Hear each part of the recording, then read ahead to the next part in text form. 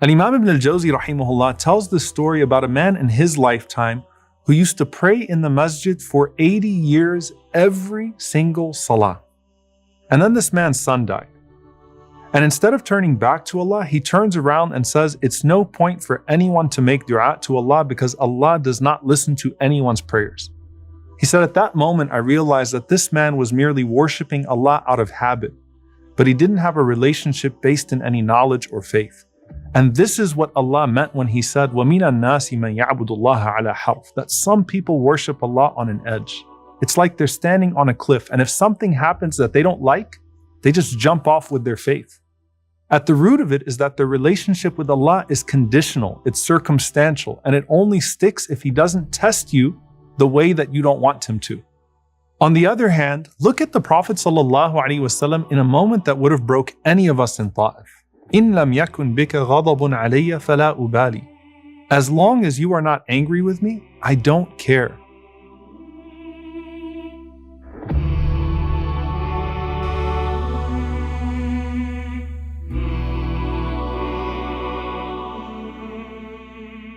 Why is Allah testing me? When you're going through a series of tests and trials, you start to wonder, is this a test or a punishment? The short answer is that you'll find out as you live your life. The long answer is, pay attention to what preceded the test and then how you received the test. As for what preceded the test, if it came after you committed a sin or in the capacity of that sin or in the genre of that sin, so for example, you took on a haram undertaking in your wealth and then financial destruction came to you, or you got into a haram relationship and your family ties were corrupted, take your test as a wake-up call and an expiation for your sins if you repent.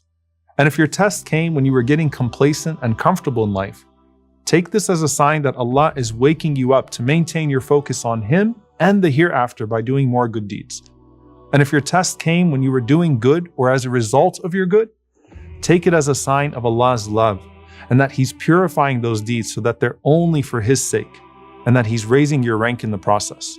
But the only way to really know if this came as a manifestation of Allah's love or punishment is entirely based on your response.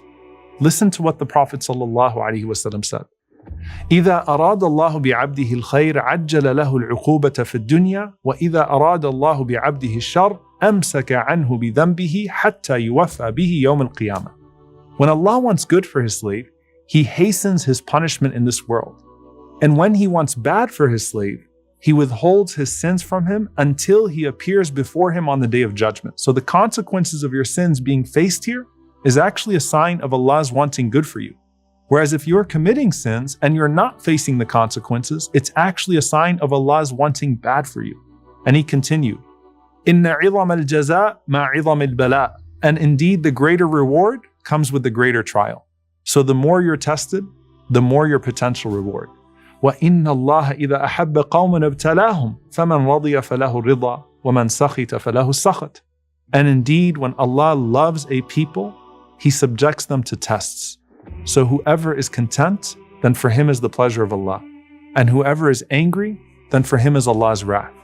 So whether or not your test is a manifestation of Allah's love or punishment is entirely based on whether you responded to that test with contentment and humility or anger and arrogance. Allah tests those whom He loves with trials to either bring them back or to bring them up. In another hadith, the Prophet ﷺ said, إِذَا أَحَبَّ اللَّهُ عَبْدًا حَمَاهُ الدُّنْيَا كَمَا يَظَلُّ أَحَدُكُمْ يَحْمِي سَقِيمَهُ الْمَاءِ. If Allah loves His slave, He protects him from this dunya, the way that one of you would hold back water from your loved one when they are sick.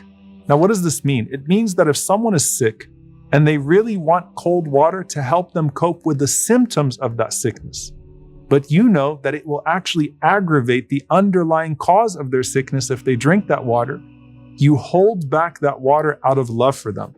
Now, subhanAllah, you're looking at them crying and begging for it, but as much as your heart breaks due to their crying, you don't give it to them because you care about them. This is how Allah is with us when He loves us and holds back something of this world that He knows we so badly want. And the increase of pain that is then faced is merely the increase of reward.